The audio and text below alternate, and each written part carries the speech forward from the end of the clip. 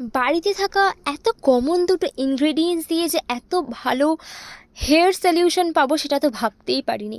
তো তোমাদেরও যদি হেয়ার ফল প্রবলেম থেকে থাকে বা ড্রাই ড্যামেজ হেয়ার থেকে থাকে, আজকের ভিডিওটা অবশ্যই দেখো।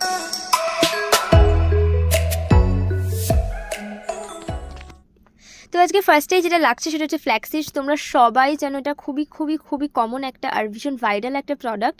তো এটা আমরা খেতেও পারি, এটা আমরা হেয়ারেও অ্যাপ্লাই করতে পারি, এটা আমরা ফেসেও অ্যাপ্লাই করতে পারি। তো তারপরে এখানে আমি নিয়ে নিয়েছি হচ্ছে অ্যালোভেরা। আমাদের গাছ থেকে অ্যালোভেরার দুটো পাতা কেটে নিয়েছি। আর এই দেখো, মেথিটাকে ওভারনাইট জলের মধ্যে ভিজিয়ে রেখেছিলাম।